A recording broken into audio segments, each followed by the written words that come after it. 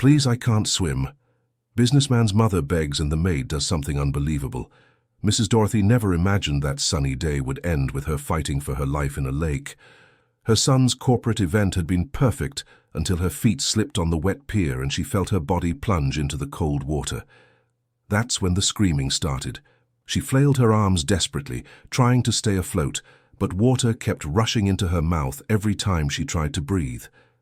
Panic set in when she realized her feet couldn't touch the bottom. Please, I can't swim, she screamed with all the strength she could muster before sinking for the first time. Thomas was across the deck, adjusting tables for the lunch that would soon be served. He had worked as the gardener and handyman at the Anderson family property for over 15 years. When he heard the scream, he dropped his tools and ran. Businessman Richard Anderson heard it too. He was just a few feet from his mother when she fell, talking to important clients.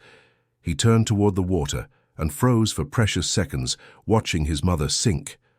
"Call the lifeguards," Richard shouted to the staff around him. "Quick, call for professional help." But Thomas didn't wait. Something inside him moved faster than any rational thought.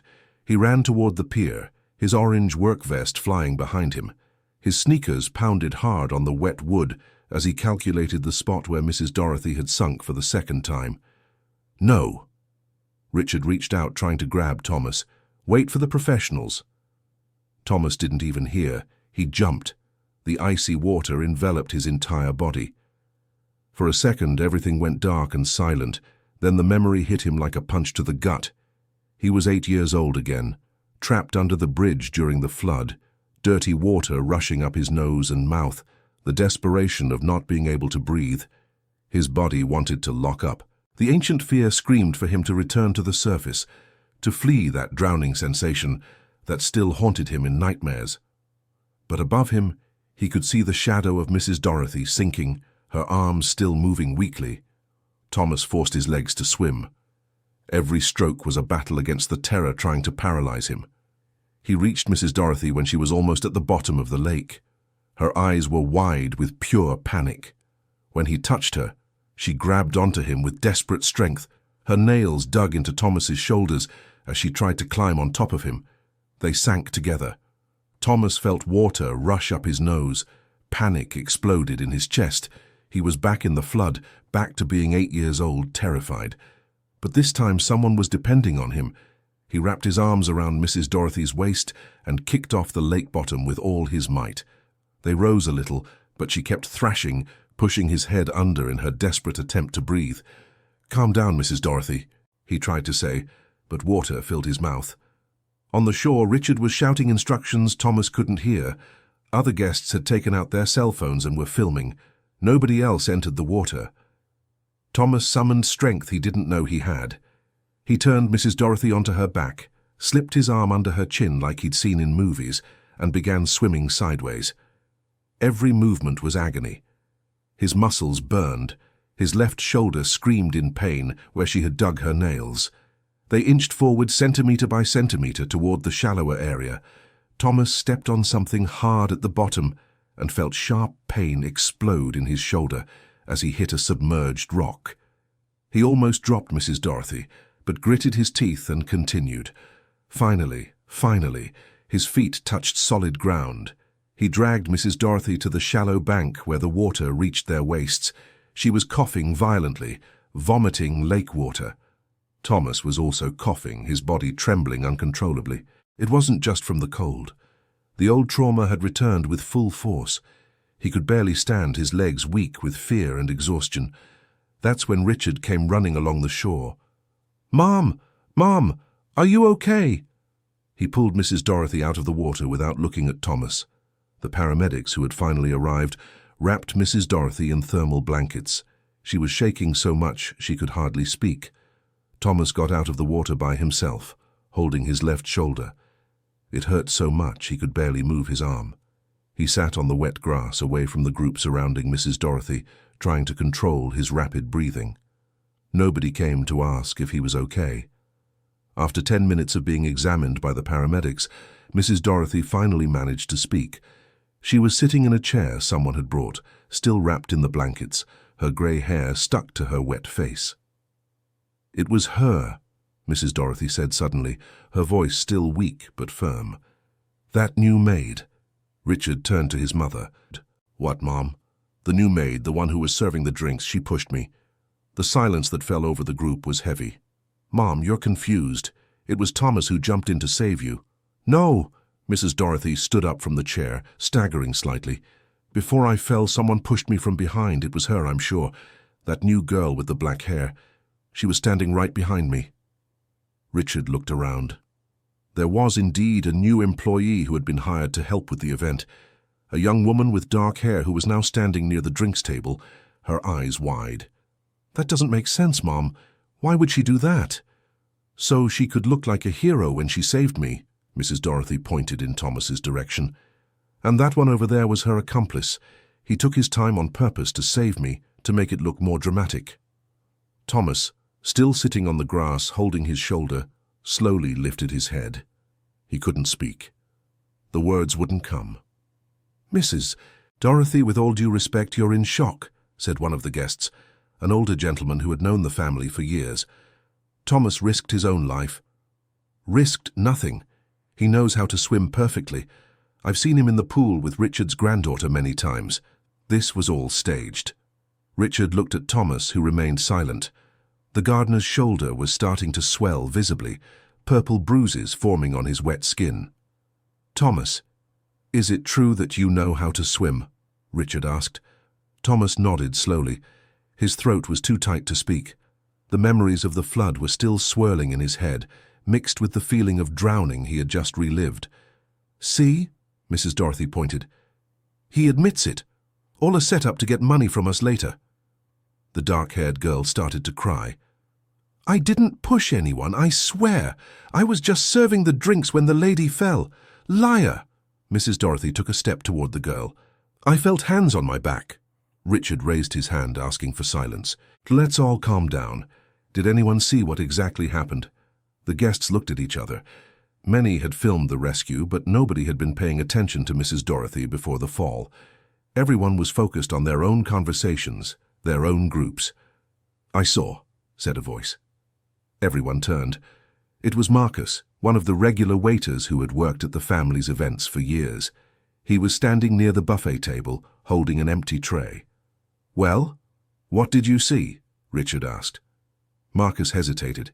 His job depended on giving the right answer. I saw the lady trip by herself. She was on the phone, walking backward, and slipped on the wet floor. Lies! Mrs. Dorothy practically screamed. You're all against me. You're trying to make me look crazy. Dear listener, if you're enjoying the story, please take a moment to like and especially subscribe to the channel. It really helps us who are just starting out. Now continuing. Richard put his hand on his mother's shoulder. Mother, please calm down. You've been through a trauma. You're in shock. I'm not in shock. I know what I felt. She shook off her son's hand. And if nobody's going to do anything, I will. I want that woman and that man fired immediately. Thomas finally managed to stand up. His legs were still shaking and his shoulder throbbed with pain. He looked at Mrs. Dorothy, the woman he had just saved, and saw only anger and distrust in her eyes. He thought about speaking.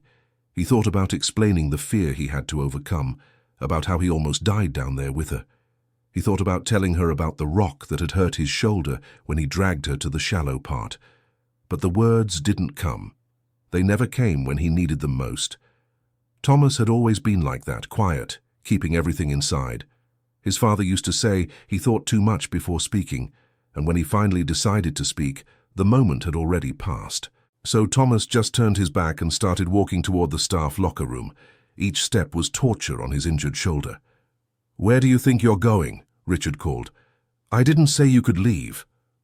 Thomas stopped but didn't turn around. I'm going to change clothes. Everything's wet. You come back here immediately so we can continue this. Thomas kept walking. For the first time in 15 years working for the Anderson family, he disobeyed a direct order. In the locker room, he took off the soaked orange vest and the shirt underneath. The cracked mirror on the wall showed the damage. His left shoulder was purple and swollen. He could barely lift his arm. The locker room door opened. It was Marcus, the waiter, who had witnessed the fall. Thomas, man, are you okay? I'm fine. That shoulder looks bad. You need to go to the hospital. I can't. I have to finish my shift. Marcus closed the door behind him. Listen, I saw everything. Mrs. Dorothy tripped on her own. She was arguing on the phone with someone, walking backward without looking where she was going. The floor was wet from yesterday's rain. It was an accident. Why didn't you say that right away? I did. But she doesn't want to listen. And Richard, he always takes his mother's side, no matter what happens. Thomas tried to put on a dry shirt, but the pain in his shoulder was too much. Marcus had to help him. You saved her life, Thomas. Everyone saw it. It doesn't matter what I did. To her, it will always be the word of an employer against the word of an employee. Marcus had no answer for that. Both of them knew it was true. When Thomas returned to the event area, most of the guests had left. Mrs. Dorothy was being taken home by the private driver. Richard was talking with two men in suits whom Thomas recognized as the family's lawyers. Richard motioned for Thomas to approach. Thomas, I need you to explain exactly what happened. Thomas told him. Heard the scream, ran, jumped, saved Mrs. Dorothy. Simple as that. And how did you hurt your shoulder? I hit a rock down there when I was bringing her to the shore. One of the lawyers noted something on a tablet. Do you have witnesses that you hit this rock? Thomas looked at the man without understanding the question. Witnesses? I was underwater. I see. And you admit you know how to swim? Yes, I know how to swim. But you're afraid of water, aren't you? The lawyer continued. Your employee file mentions that you refused to do pool maintenance when you were hired. I had fear, yes. I almost drowned as a child. Interesting. So you're afraid of water but jumped into the lake without hesitation. Thomas began to understand where this was going. I jumped because Mrs. Dorothy was drowning. Or because it was prearranged. The lawyer closed the tablet. Mr. Anderson, based on what I've heard, I recommend we take precautionary measures. This employee clearly acted outside protocol by jumping into the water without authorization. He should have called the lifeguards as you instructed. Richard ran his hand through his hair, clearly uncomfortable. Thomas has worked here for 15 years. He took care of my daughter when she was a baby. That's exactly why the situation is more serious, Mr. Anderson. He had intimate access to the family. He knew about the vulnerabilities. And now he comes up with this convenient hero story, right when his mother expresses intentions to change the will. Thomas felt the floor move beneath his feet. Will? I don't know anything about a will. Of course not. The lawyer smiled coldly. Mr. Anderson, my recommendation is clear. Dismiss this employee immediately and consider legal action for endangering your mother's life. Endangering? I saved her. You held her underwater for a considerable time. Several guests commented on that. She could have had brain damage from lack of oxygen. Richard raised his hand. Enough, Thomas, you're dismissed for the rest of the day. Go home, take care of that shoulder.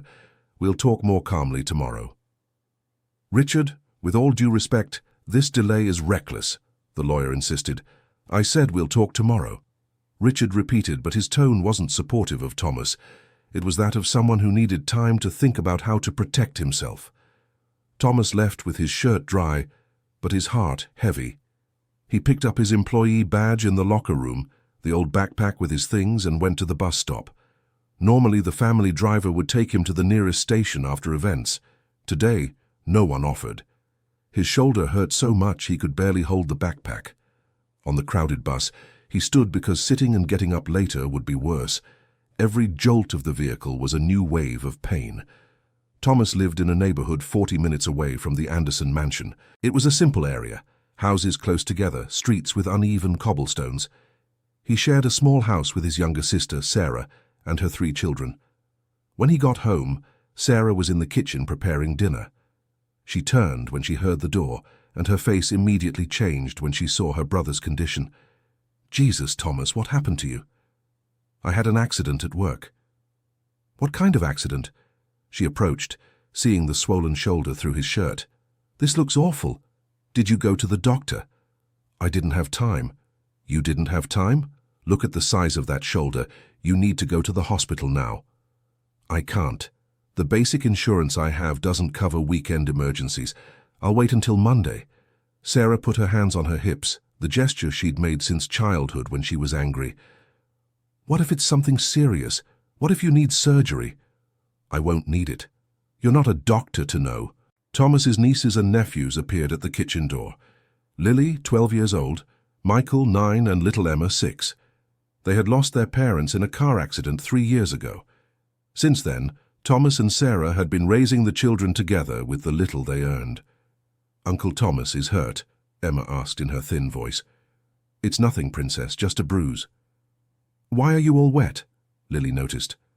"Your clothes are damp." "I fell in a lake." "You fell in a lake?" Sarah crossed her arms. "Thomas, what's this story?" He sighed and told her. Mrs. Dorothy's fall, the rescue, the accusations, everything. Sarah grew paler with each sentence. "You jumped to save her even though you're afraid of water." "I didn't think, I just jumped. And now she's accusing you of planning this. Has that woman lost her mind? She's in shock. She doesn't know what she's saying. Don't defend those people, Thomas. You gave 15 years of your life to that family. You took care of their daughter as if she were your own. And now they treat you like this?" Thomas didn't answer. He knew his sister was right, but he also knew arguing wouldn't change anything. Sarah got ice from the freezer and made an improvised compress with a clean dish towel.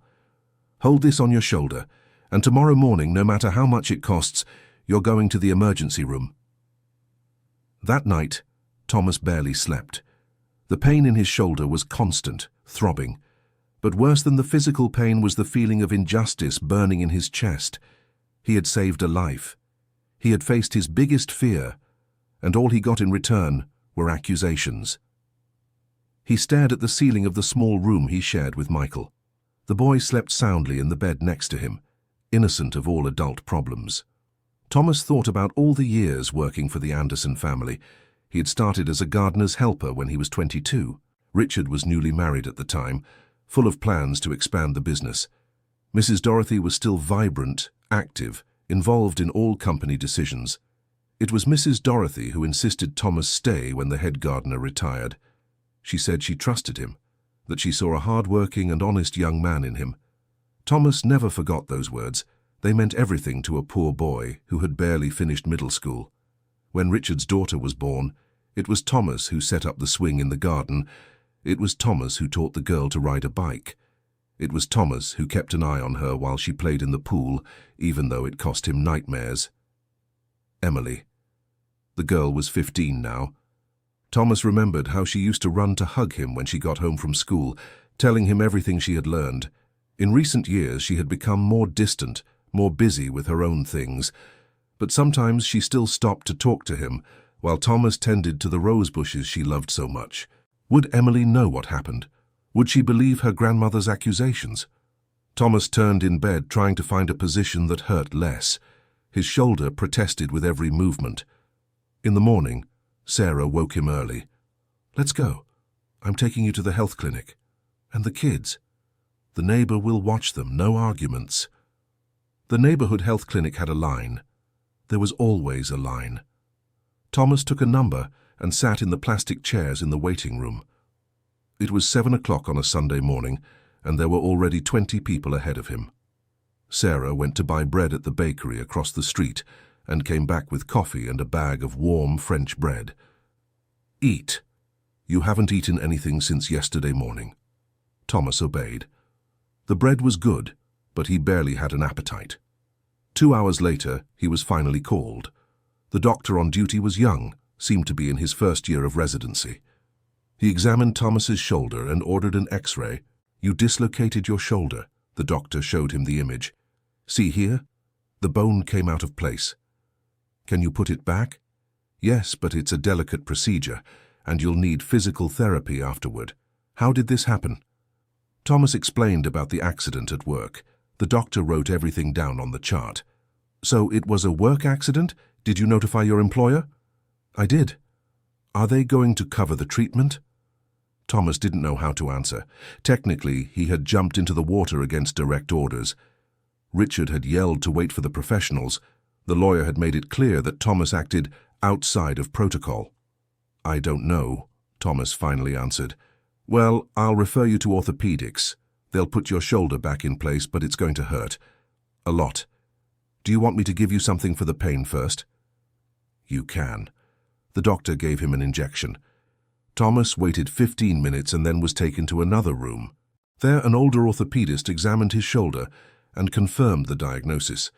I'm going to put it back now. You'll feel a strong pull, then a pop, and then relief. Ready? Thomas nodded. Sarah held his hand. The pull was brutal. Thomas clenched his teeth so hard he thought they would break. Then came the crack, loud and sharp, followed by a wave of relief so intense he nearly fainted. There, the orthopedist said. Now you'll need to wear a sling for 2 weeks. No sudden movements. And you'll need at least 10 physical therapy sessions. Does your insurance cover it? It's a basic plan. Then it probably won't cover it. Physical therapy will cost about $200 per session. Maybe a bit less if you find a professional who offers sliding scale fees. Thomas did the math in his head. $2,000, almost his entire monthly salary. And that was without counting the medications the doctor was prescribing. When they left the health center, it was already noon. Sarah was silent, which was rare for her. Thomas knew his sister was doing the same calculations he was. We'll figure it out, she said finally. I'll pick up more shifts at the diner. You already work 6 days a week. Then I'll work 7. Don't argue. When they got home, Thomas found 3 messages on his phone. All from Richard. Thomas, I need to speak with you urgently. Thomas, please respond. Thomas, come to my house tomorrow at 9 a.m. It's important. He showed the messages to Sarah. Be careful, she warned. Those people aren't calling you to give good news. On Monday morning, Thomas took the bus to the Anderson mansion. His shoulder was a bit better with the medication, but it still hurt a lot. The white sling contrasted with his dark work shirt. He rang the bell at the main gate. He usually entered through the back door, but something about those messages from Richard sounded too formal for that. The butler opened the gate. Good morning, Thomas. Mr. Anderson is expecting you in the office. Thomas knew every corner of that house. He had painted those walls, had planted every tree in the garden, had fixed every leaky faucet. Now, walking through the halls as a visitor and not as an employee, everything seemed different. Richard's office was on the 2nd floor. It was a large room with dark wood shelves and an imposing mahogany desk. Richard was sitting behind the desk. Next to him, the lawyer from yesterday. And on the other side, a woman Thomas didn't know. Thomas, thank you for coming, Richard said without standing up. This is Dr. Thompson, from the labor law consulting firm, and you already know Dr. Matthews. Thomas nodded to both but said nothing. Please sit. Richard pointed to a lone chair in the middle of the room. Thomas sat, holding the sling with his good hand. The chair's position was intentional. He was facing the 3 of them as if being interrogated. Dr. Thompson opened a folder. Mr. Thomas Jenkins, correct? Correct. Mr. Jenkins, we're here today to resolve the matter of the incident that occurred last Saturday. Before we continue, I'd like to clarify that this is not a formal hearing. You have the right to an attorney, but since this is just a preliminary conversation... Do I need a lawyer? Thomas interrupted. Not necessarily. That depends on how this conversation develops. The woman smiled, but it wasn't a friendly smile. Mr. Anderson, would you like to begin? Richard cleared his throat. Thomas, you know we've always had a good relationship. You're a valued employee here. But what happened on Saturday was serious. I saved your mother's life. You disobeyed a direct order from me. I asked you to wait for the professional lifeguards. Mrs. Dorothy was drowning. And there were professionals on the way. By jumping into the water, you took a risk, not only for yourself, but for my mother. She could have had serious complications. Thomas felt the anger starting to boil inside him. It was a rare anger, one he normally kept buried deep, but it was getting hard to hold back. The serious complications would have come if she had drowned. Dr. Matthews leaned forward. Mr. Jenkins, let's get straight to the point. Mrs. Dorothy claims she was pushed. She claims that you and the new employee planned this. That's a lie. You admitted you know how to swim. You were aware that Mrs. Dorothy doesn't know how to swim. You knew there would be an event here on Saturday. And you have unrestricted access to the property. That proves nothing. No, it doesn't. But it raises questions. Dr. Thompson joined the conversation. Questions that, if pursued, could become very uncomfortable for you. Thomas looked at Richard. Richard, do you really believe this? That I set the whole thing up? Richard averted his gaze. I don't know what to believe, Thomas. My mother is very convinced. Your mother was in a panic. She doesn't know what she's saying. Or she knows exactly what she's saying, Dr. Matthews countered. Anyway, Mr. Anderson, have we reached a consensus on how to proceed? Richard nodded slowly. Thomas, we're letting you go, effective immediately. The words took a second to register. When they did, it felt like a punch to the gut. You're firing me? We're terminating your employment contract, Dr. Thompson corrected. You will receive the severance pay as required by law. However, due to the delicate nature of the incident, the Anderson family requests that you sign a confidentiality agreement. She pushed a document across the table. Thomas didn't even need to read it to know what it was. They wanted him to stay silent about what had happened. And if I don't sign? Then you'll receive nothing beyond the legal minimum, Dr. Matthews said, and the family reserves the right to seek compensation for the emotional distress caused to Mrs. Dorothy. Emotional distress. I saved her life. You put her life at risk by holding her underwater. Dr. Thompson opened another folder. We have 3 witnesses who claim they saw you holding Mrs. Dorothy submerged longer than necessary. She was thrashing, we were both sinking, or you were trying to drown her to then look like a hero by saving her, Dr. Matthews suggested. Thomas stood up from the chair so fast that his shoulder protested with a sharp stab of pain. You're insane, all of you. Mr. Jenkins, please sit down, Dr. Thompson said calmly. I won't sit, and I won't sign anything. 15 years I gave to this family. 15 years. I took care of your daughter, Richard. I was here when you started the company. I was here when your mother got sick and needed surgery. I was here when your wife left you. And now you do this. Richard finally looked at Thomas, and for a moment there seemed to be something human in those eyes. Thomas, please don't make this harder than it already is. Harder? For whom? For you? I have a dislocated shoulder because I saved your mother's life. The health plan you gave me doesn't cover the treatment. I'll have to pay out of my own pocket to fix the damage I got from saving her. The incident occurred because you disobeyed orders, Dr. Matthews reminded. Technically, it wasn't a workplace accident. Thomas laughed, a bitter, humorless laugh. Of course, it's always like that, isn't it? The blame is always on the employee. He turned his back and headed for the door. Mr. Jenkins, are you refusing the compensation? Dr. Thompson asked. You can shove your compensation where the sun doesn't shine. I'm not signing anything that says what I did was wrong. Thomas opened the door and left. His footsteps echoed down the hallway as he went down the stairs. He passed the living room where there was a large photo of the Anderson family on the wall.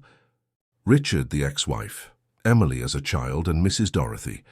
In the picture, everyone was smiling. Thomas remembered the day that photo was taken.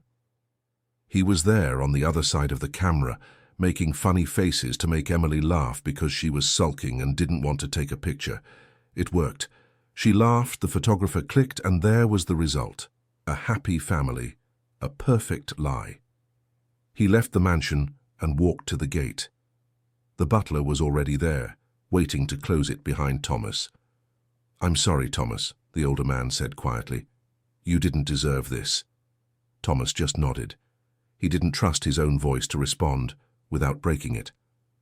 On the bus ride back home, he received a message from an unknown number. Thomas, it's me, Emily. I just found out what they did to you. Call me when you can. He looked at the message for a long time. Then he turned off his phone and put it in his backpack. He didn't want to talk to anyone right now. He wouldn't be able to. When he got home, Sarah was in the kitchen. She looked at her brother's face and immediately knew. They fired you. They did. But they'll pay the severance, right? 15 years of work. You're entitled to... They offered, but only if I signed a statement saying I wouldn't talk about what happened. And you didn't sign. I didn't. Sarah let out a deep sigh.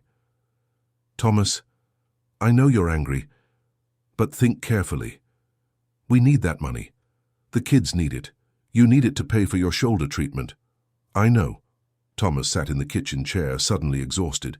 But if I sign that paper, it's like admitting I did something wrong. And I didn't do anything wrong, Sarah. I saved that woman's life. I know you did, everyone knows, but pride doesn't pay the bills. It's not pride, it's dignity. The two fell silent for a moment. Then Lily came into the kitchen from school. Uncle Thomas, you're home. That's great, she started, but stopped when she saw the sling. What happened to your arm? Just a little injury, sweetie, it's nothing. The teacher said when someone gets hurt, they have to take good care of it or it gets worse. I'm taking care of it. Lily hugged him carefully, avoiding his injured shoulder. You're the best uncle in the world. Thomas felt his eyes burn. He blinked quickly, holding back the tears before they fell. That night, after the kids were asleep, Thomas and Sarah stayed in the small living room talking quietly. Do you have any idea how much is in the account? Sarah asked. About $300. The rent is due next week. $700. I know. And there are the electricity, water and grocery bills, not to mention your shoulder treatment. I'll find another job. With your shoulder like that? Who's going to hire you? Thomas had no answer. Sarah was right, as always. Who would hire a gardener who couldn't lift his right arm? I'll go back there tomorrow, he said finally. I'll sign their paper. We need the money. Sarah put her hand on her brother's good shoulder. Are you sure? I am. There's no use in being right if we can't pay the bills. But when Thomas tried to call Richard the next day, the number wouldn't go through. He tried the mansion's landline. The maid who answered said Richard wasn't in. Can I leave a message? Thomas asked. Sorry, Thomas, but I've been told not to accept any more calls from you. Not even a message? Not even a message, I'm sorry. Thomas tried sending a text, blocked, email bounced back. It was as if he had been erased from the Anderson family's existence. Desperate, he took the bus to the mansion. He got there and rang the bell. No one answered. He knew there were people inside because he could see movement through the windows. He rang again. Nothing. Thomas, a voice called from the other side of the gate. He turned and saw Marcus, the waiter, walking along the sidewalk. What are you doing here? Marcus asked. Trying to talk to Richard. I need to sign some papers. Forget it, they won't see you. How do you know? Because I was fired this morning too. Thomas looked at his friend in shock. You got fired? Why? For testifying in your favor. They said my statement was inconvenient and they needed to make staff cuts. Marcus laughed humorlessly. 15 years for me too. We started together, remember? Thomas remembered. They were 22, both of them, full of hope that this job would be the start of something good. Dear listener, if you're enjoying the story, please take a moment to like and especially subscribe to the channel. It really helps us who are just starting out. Now continuing. I'm sorry, Thomas said. You lost your job because of me. It wasn't because of you. It's because these people can't stand being contradicted. And because the truth is less important to them than the image they want to maintain. The two stood there on the sidewalk, looking at the mansion's closed gate. 15 years of their lives dedicated to that family, and now they couldn't even enter. What are you going to do? Thomas asked. I don't know. Look for another job, I guess. You? The same. Marcus put his hand on Thomas's shoulder. We'll survive, man. We always survive. But surviving, Thomas was discovering, was harder than it seemed. The following week he looked for work everywhere possible. Gardens, farms, clubs, gated communities. Everyone asked for references. When Thomas gave the Anderson family's name, the doors closed. He didn't know if it was a coincidence or if Richard had spread something about him, but the result was the same. No one wanted to hire him. The money in the account kept dwindling. First went the $300. Then Sarah had to borrow to pay the rent. The electricity bill was overdue. The water bill, too. Thomas stopped taking his pain medication because he didn't have money to buy more. His shoulder hurt constantly, a physical reminder that doing the right thing sometimes cost too much. 2 weeks after the firing, Sarah came home with news. The owner of the diner wants to talk to you. About what? About a job. She needs someone to make deliveries on a motorcycle. I don't have a motorcycle. She lends it. It's a production-based job. The more you deliver, the more you earn. Thomas looked at his shoulder, still in the sling. "I can barely lift my arm." "You take off the sling, push a little and manage. We have no choice." The next day, Thomas started working at the diner. The first day was torture. Every time he accelerated the motorcycle, his shoulder protested. Every time he picked up the food bag, the pain exploded. But he kept going. Because Lily, Michael and Emma needed to eat. Because the rent needed to be paid. Because giving up wasn't an option. A week later, something changed. Marcus called. "Thomas, have you seen the news?" "What news?" "It's on the internet. Someone leaked the rescue video." Thomas felt his heart race. "What video?" "From the day you saved Mrs. Dorothy. Someone who was there filmed everything and put it online. It's going viral." Thomas hung up and opened his phone. It wasn't hard to find. The video already had thousands of views. There he was, running along the pier, jumping into the water. The quality wasn't good, but you could see clearly. You could see Mrs. Dorothy struggling. You could see Thomas fighting to keep her on the surface. You could see him dragging her to the shore, injured and exhausted. And you could hear Richard's voice in the background. "Wait for the professionals." The comments were already in the hundreds. "This man is a hero. How can they accuse him of anything? He saved her life. Does anyone know who he is? I want to help." The family should be paying for his treatment, not accusing him. The video circulated all night. By morning, it had 1 million views. By afternoon, 5 million. The story was on all the local news sites. Unjustly treated hero. Man saves his boss from drowning and gets fired. Wealthy family accuses employee of staging rescue. Viral video reveals truth about lake rescue. Thomas's phone wouldn't stop ringing. Reporters wanted interviews. He refused them all. He didn't want to be in the spotlight. He didn't want attention.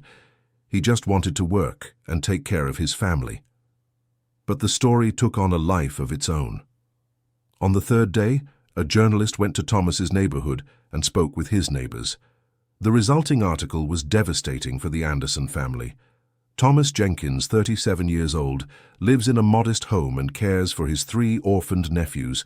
After saving his boss's life, he was fired and is now working as a delivery driver to pay the bills. The Anderson family refused to comment. Richard tried to cover it up. He issued an official statement saying the dismissal was due to internal company matters and that it had no relation to the incident. But no one believed him. Richard's clients began cancelling contracts.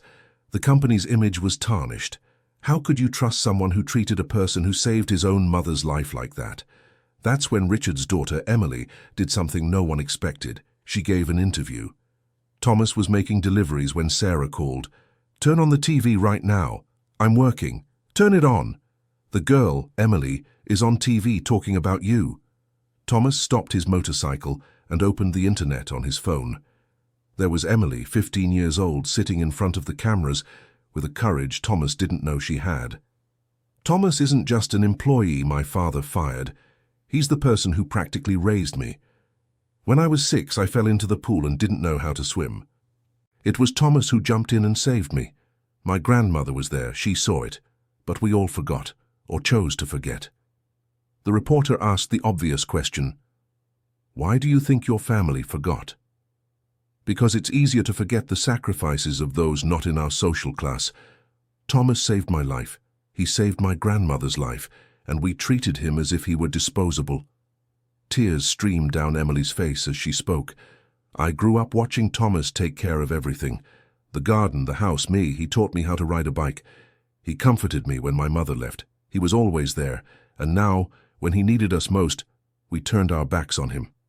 Richard tried to do damage control. He called Thomas that same night. The number that was previously blocked was now ringing. "Thomas, we need to talk." "Now you want to talk." "Look, things got out of hand. The media is twisting everything. Can you make a statement saying there are no hard feelings between us?" Thomas almost laughed. "You want me to lie to clean up your image?" "It's not a lie, it's clarifying misunderstandings." "There's no misunderstanding, Richard. You fired me. You accused me of something I didn't do. You blocked me when I tried to come back to sign the papers. There's nothing to clarify." Thomas, please, this is destroying my business. Then you know how I felt when I lost mine. I can rehire you, with a raise, with better benefits. I don't want it. I need you to understand the difficult position I'm in, and you need to understand the difficult position I'm in. I have 3 kids to raise, a shoulder that still hurts because the treatment I need costs money I don't have, and I'm working 12 hours a day on a motorcycle that isn't even mine to make rent. But the difference between you and me, Richard, is that I ended up in this position by doing the right thing. You ended up in yours by doing the wrong thing. Richard was silent for a moment. What do you want then? Nothing from you. Everyone wants something. Not everyone is like you. Thomas hung up, but the story didn't stop there. An online campaign started to help Thomas. Someone created a crowdfunding page. In 2 days, $50,000 were donated. In 1 week, 100,000. People wanted to help. They wanted to show that valuing dignity mattered.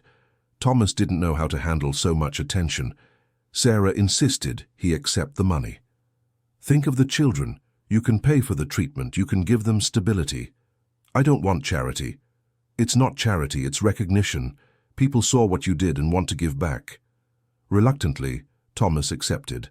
With the money, he paid for his shoulder treatment. He attended all the physical therapy sessions. His shoulder improved, slowly but surely. With the remainder, he and Sarah paid off their overdue debts and saved for emergencies.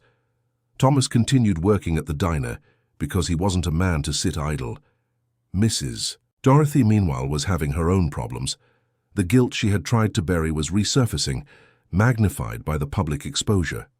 She couldn't go to the grocery store without someone recognizing her and looking at her with contempt. One night, she had a dream. In the dream, she was sinking again. But this time, Thomas wasn't there to save her. She woke up with her heart racing, in a cold sweat. That's when she decided she needed to do something. But pride and shame are difficult walls to tear down. She started small. She asked her driver to take her to the neighborhood where Thomas lived, but when they got there, she couldn't get out of the car. She stared out the window at the simple houses, the narrow streets, the life she had never allowed herself to understand. On the 3rd day she tried, she finally got out. She knocked on Thomas's door. It was Lily who answered. "Hello, dear. Is your uncle home?" "Who are you?" "I'm a friend of his." "Uncle Thomas?" Lily shouted. "There's a lady here." Thomas appeared at the door and froze when he saw Mrs. Dorothy. She looked smaller than he remembered, more fragile, more human. "Mrs. Dorothy." "Thomas, can I talk to you?" He didn't want to. Everything in him screamed to close the door. But there was something in her eyes, a brokenness he recognized. It was the same brokenness he saw in the mirror every morning. "Come in." The living room in the house was small. Mrs. Dorothy looked around, clearly uncomfortable. The couch was old, the television small, the walls needed painting. "Sit," Thomas offered.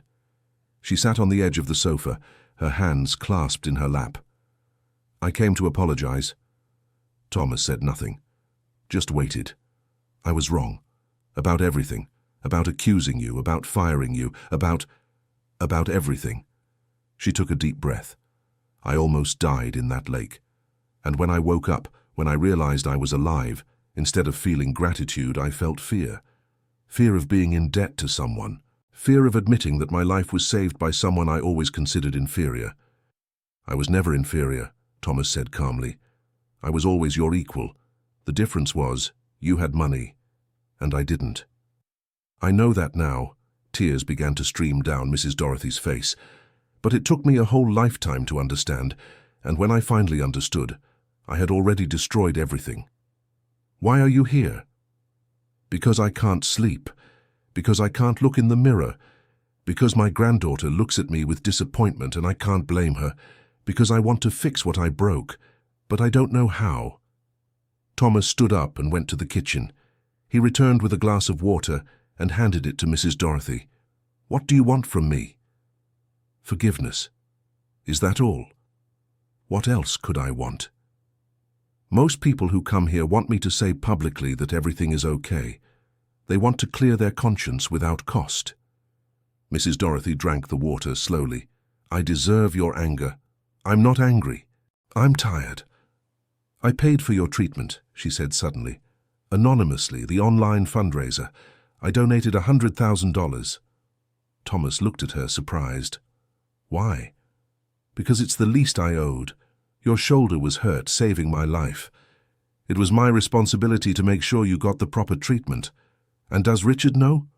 No, and he'll be furious when he finds out. But I don't care about his opinion anymore. She placed the empty glass on the coffee table. Thomas, I didn't come here expecting you to forgive me right away. I came because you deserve to hear that I was wrong, and because I want to spend the time I have left doing the right things. What does that mean?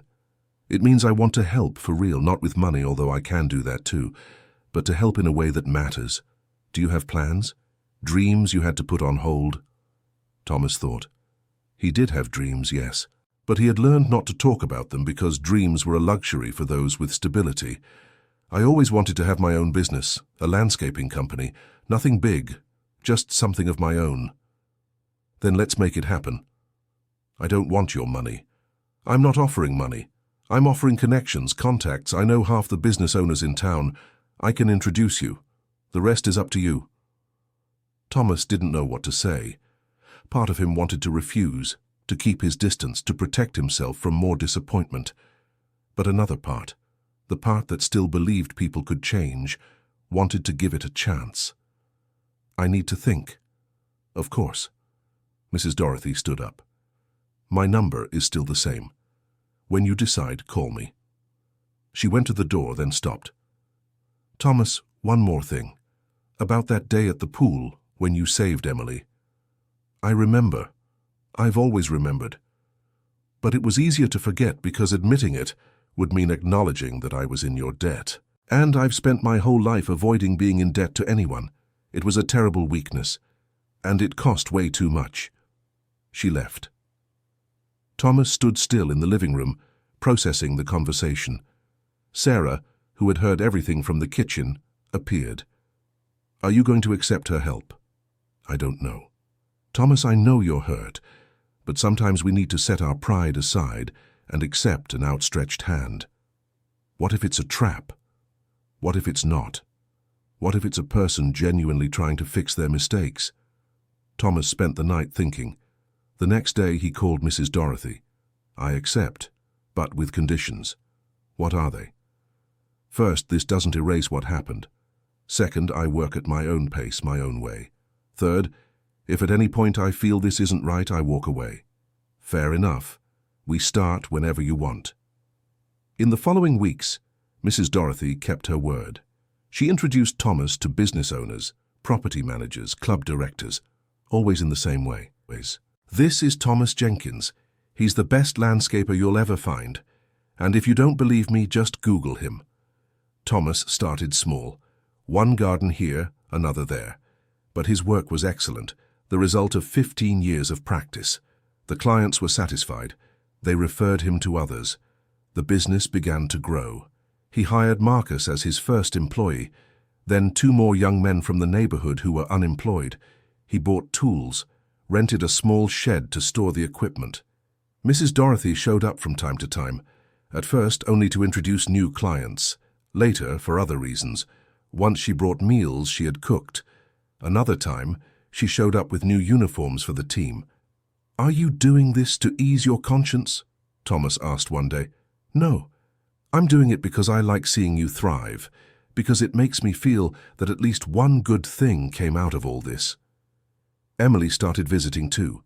She and Thomas rekindled the friendship they had lost. She asked for advice about school, about life. He listened and offered the quiet wisdom he always had. One day, 6 months after the lake incident, Mrs. Dorothy made an unusual proposal.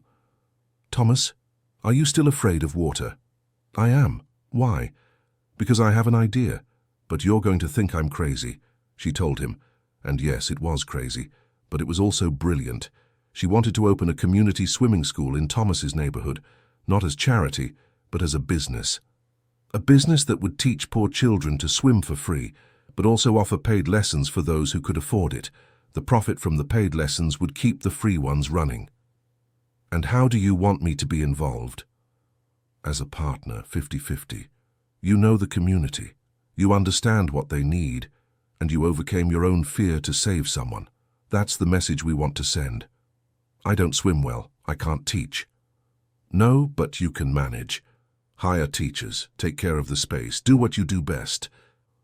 Thomas thought for days. It was risky, it was big, it was scary. But it was also the opportunity to turn his trauma into something good, to make that terrible day at the lake mean something bigger. I accept, but only if you promise you're really in this. You can't give up when it gets hard. I promise. They found a space, an old club that had closed down. It had a large pool that needed renovations, old locker rooms, a building that was falling apart. Mrs. Dorothy sold jewelry to pay for part of the renovation. Thomas used the money he had saved from the fundraiser. They got a loan for the rest. That's when Richard found out. He showed up furious at the construction site. "Mom, what are you doing? I'm building something that matters. You're throwing money away. And with him?" Richard pointed at Thomas. "The man who publicly accused you?" "I never accused anyone," Thomas said calmly. "I only told the truth when I was asked. You destroyed my company's reputation. Your company destroyed itself when you chose to fire me unfairly." Richard turned to his mother. "He's manipulating you, can't you see? This is all revenge." Mrs. Dorothy stepped between Richard and Thomas. "Enough. You heard what you wanted to hear and believed what you wanted to believe because it was easier than admitting I was wrong. And because admitting I was wrong would mean you were too. But I am wrong, Richard. And so are you, and it's long past time to fix this." "Fix it how? By giving him money?" "I'm not giving money, I'm investing in a business, in an idea, in something that will help children in the community. If you can't see value in that, then I've failed as a mother." Richard was silent for a long moment. "And Emily?" he finally said. "She's on his side too. My own daughter treats me like an enemy." "She doesn't treat you like an enemy. She treats you like someone who disappointed her, and deservedly so." Mrs. Dorothy spoke firmly but without anger. "You can choose to stay on this path bitter and alone, or you can choose to do differently." "How? How do I fix this?" "By apologizing. For real. Not to clean up your image, not to get clients back, but because it's the right thing to do." Richard looked at Thomas. "Would you accept my apology?" "It depends if it's sincere." "How will you know if it is?" "I'll know." Richard took a few steps, looking at the pool under renovation. "I was scared," he said suddenly. "When I saw my mother falling into that lake, I froze in fear. And after you saved her, instead of feeling grateful, I felt ashamed. Ashamed of freezing, of not being the one to save her. And I turned that shame into anger. Anger at you for reminding me of my weakness." Thomas said nothing, just listened. "You did in seconds what I couldn't do. You risked your life, overcame your own fear, and I stood there screaming for professionals because I didn't have the courage to do anything." Richard wiped his eyes. "So yes, I was wrong, completely wrong, and I'm sorry. Sorry enough to do something about it. What do you want? I don't want anything for myself. But if you really want to help, help the school. Donate. Spread the word. Use your connections for good." Richard nodded slowly. "I can do that." The swimming school took 4 months to be ready. On the opening day, over 200 people attended. Neighborhood children, parents, neighbors, onlookers. Thomas was nervous. He didn't like being the center of attention, but there he was, next to Mrs. Dorothy, cutting the ribbon. Emily was in the front row, smiling proudly.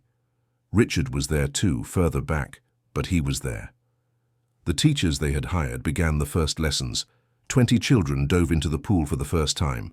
Shouts of joy echoed through the space. Mrs. Dorothy stood beside Thomas, watching. "Do you know how to swim now?" she asked. "Not yet." "Want to learn?" Thomas looked at the water. The fear was still there, a constant presence, but smaller now, more manageable. "Maybe one day. No pressure, whenever you're ready." 6 months later, the school was thriving. 50 regular students, half paying, half for free. The teachers were good. The space was impeccable. Thomas's landscaping business was also growing. He had 6 employees now. He bought a used but functional truck. He had regular customers and a waiting list. Lily, Michael, and Emma were doing well. Lily got excellent grades. Michael had joined the school's soccer team. Emma was learning to swim in the pool at the school her uncle helped create. One afternoon, Thomas was working in a garden when he received a call from Mrs. Dorothy. "Can you come to the school? There's a surprise for you." When he arrived, there was a new sign at the entrance. He read it and felt his eyes burn.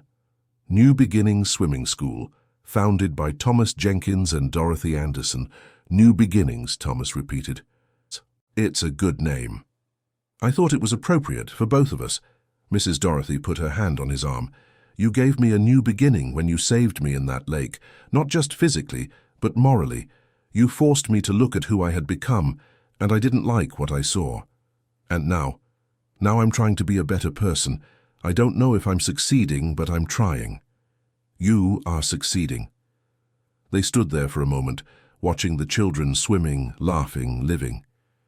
"Thomas, can I ask you a question?" Mrs. Dorothy said. "Sure." "Why did you jump that day? You knew you were afraid of water. You knew you could drown. Why take the risk?" Thomas thought before answering. "Because in the end, some things are more important than fear. Some lives are worth the risk. Even of someone who treated you badly for years. Even then. Because if I had let you drown, I would have to live with that. And that would be worse than any fear." Mrs. Dorothy hugged Thomas. It was a sincere hug, without the layers of social class that had always separated them. "Thank you for everything. Thank you for proving that people can change." Months turned into years. The school grew. They opened a second location in another neighborhood, then a third, each one following the same model, half of the students paying, half for free. Thomas finally learned to swim. They were private lessons, just him and a patient teacher who understood the trauma. It took 6 months of weekly lessons, but he made it. On the day he swam an entire pool by himself, without fear, without panic, just swimming, Sarah was there watching. When he got out of the water, she hugged him tightly. Dad would be proud. He would. The landscaping company became one of the most respected in the region. Thomas hired more employees, bought better equipment, moved to a larger warehouse. He never forgot where he came from. He always preferred to hire people from the neighborhood. He always paid fair wages. He always treated his employees with dignity. Richard eventually became an ally, not exactly a friend, but someone who recognized his mistakes and tried to do better. He started sponsoring the swimming school. He used his business connections to get donations. Gradually, he rebuilt his relationship with Emily. Emily, now 19 years old, was in college studying education. She talked about working with education in underserved communities. Thomas wasn't surprised. She had always had a big heart. Dear listener, if you're enjoying the story, please take a moment to like the video, and especially to subscribe to the channel. It really helps us out, as we're just getting started. Now back to the story. One night, 5 years after the lake incident, Thomas was closing up the office when he received a call from an unknown number. "Hello? Thomas? It's Dr. Matthews." It took Thomas a second to remember. The lawyer. The man who had helped destroy his life. "What do you want?" "I wanted to apologize. I know it's late, I know it changes nothing, but I was following orders, and that's no excuse. I knew you were right, and I crucified you anyway. And it has been bothering me for years." Thomas didn't know what to say. "Why now?"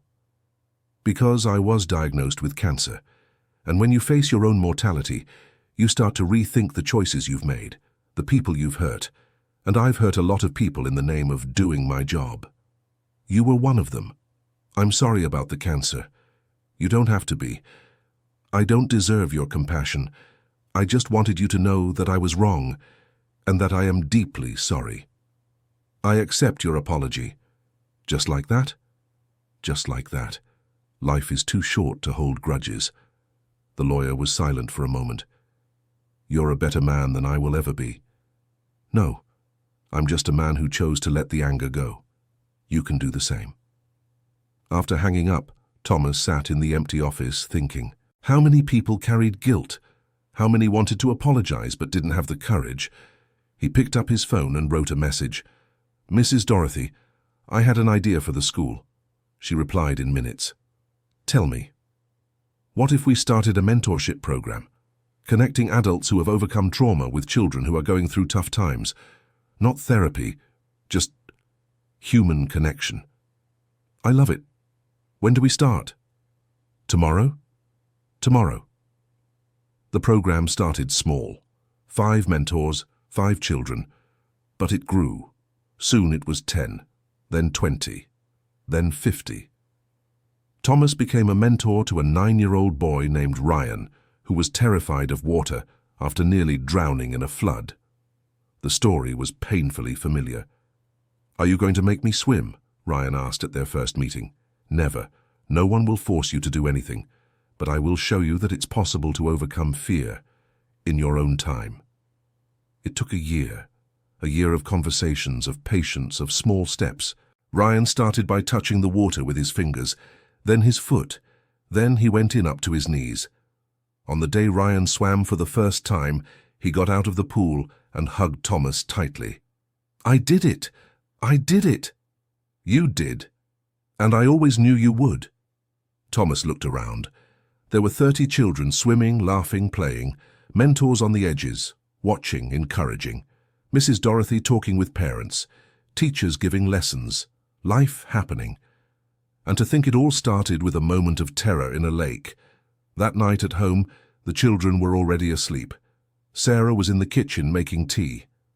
"You look thoughtful," she said. "I was just thinking about how life changes. 5 years ago, I was unemployed, hurt, hopeless. Today I have 2 thriving businesses, a purpose, a happy family. You deserve it, little brother. You always did." Sometimes I still think about that day. The cold water, the fear, Mrs. Dorothy accusing me. "Do you regret jumping in?" "Never, not for a second. Because if I hadn't jumped, I wouldn't be who I am today." That moment broke me and rebuilt me at the same time. Lily appeared in the kitchen, still sleepy. "Uncle, I can't sleep." "Come here, princess." She snuggled up next to Thomas on the sofa. "Uncle, is it true that you were a hero?" "Who told you that?" "The teacher. She showed the video of you saving that lady. Everyone at school saw it." Thomas sighed. "I'm not a hero, Lily. I just did what needed to be done." "But were you scared?" "Very. The biggest fear of my life." "And you jumped anyway?" "I jumped anyway." "Then you are a hero." The teacher said a hero isn't someone who isn't afraid. It's someone who does the right thing, even when they're scared. Thomas hugged his niece. "Your teacher is wise. When I grow up, I want to be brave like you." "You already are brave. You lost your parents and kept on living. That's the greatest courage of all." Lily yawned. "Uncle Thomas, do you think I'll ever do something important?" "You already do important things every day. Just by existing, by being kind, by trying your best, that's important already." She fell asleep right there, her head on Thomas's shoulder.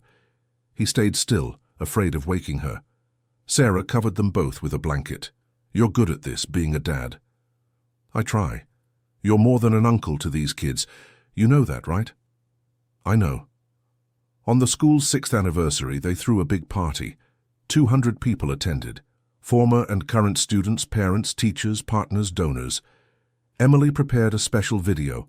It featured testimonials from students who learned to swim there, children who overcame fears, adults who found purpose. At the end of the video, there was a testimonial from Mrs. Dorothy. "6 years ago, I almost died in a lake. I was saved by a man who had every reason to let me drown. He didn't. And that act of kindness changed not only my life, but hundreds of others. This school exists because Thomas Jenkins chose to do the right thing, and every day I'm thankful for that choice." When the video ended, there wasn't a dry eye in the hall. Thomas was called to speak. He reluctantly stepped onto the stage. He was never good with words. "I don't know what to say," he began. "When I was a child, I almost drowned. That fear haunted me for decades. It controlled my choices, limited my life, until one day I had to choose between fear and someone else's life. And I chose her life. He looked at Mrs. Dorothy in the front row. That choice wasn't easy. And what came after was even harder. But in the midst of the difficulty, I found something precious. I found purpose. I found partners. He gestured to Mrs. Dorothy, Richard, Emily, everyone there, and most importantly, I found proof that people can change, that mistakes can be corrected, that endings don't have to be defined by bad beginnings. Applause echoed through the hall. This school isn't mine, it's ours. Of everyone who believed, of everyone who donated, of everyone who teaches and learns here. It's proof that when we choose kindness over anger, when we choose forgiveness over revenge, amazing things can happen.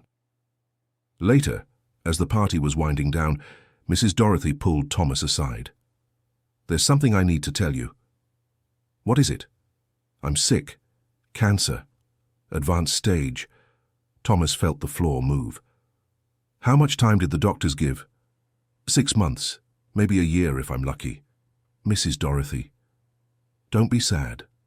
I've lived a long life, and the last 6 years have been the best. Thanks to you. You can't give up. There's treatment. I've tried everything. My body is tired, Thomas. It's time to accept."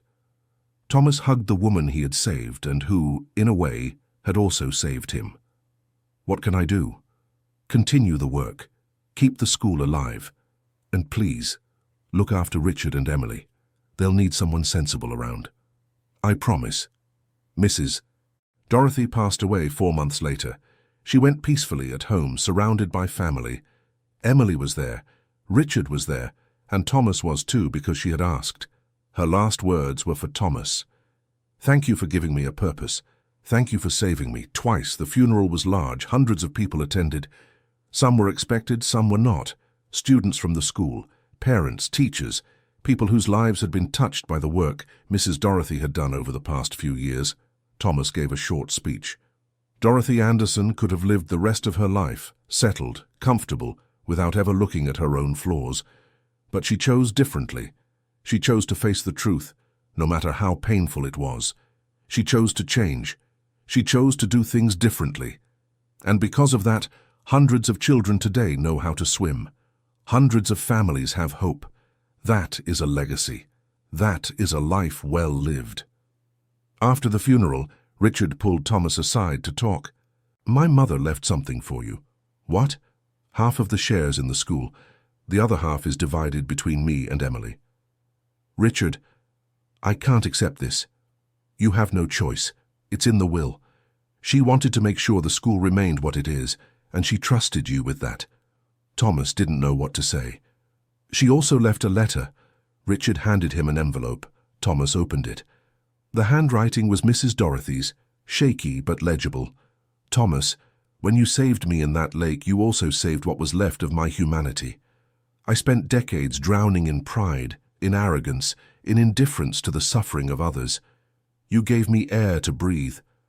This school is proof that it's never too late to do things differently. Continue the work, inspire others to be better, and know that you were the best thing that happened to this family. With eternal gratitude, Dorothy." Thomas folded the letter and put it in his pocket. "She was a good person in the end," Richard said. "She always was. She just needed to rediscover it." The following years were about consolidation. The school grew. They opened branches in 5 cities. The model was replicated. Always the same principle. Half paying, half free. Always focused on underprivileged communities. Always with mentoring included. Thomas hired Marcus as the operations director. Sarah left the snack bar and took over the administrative part. Emily, after graduating, became the pedagogical coordinator. Richard became more involved. Not just with money, but with time. He started giving talks at schools about social responsibility, about how privilege comes with obligation. The relationship between Thomas and Richard was never one of close friendship, but there was mutual respect. And more importantly, there was a shared purpose.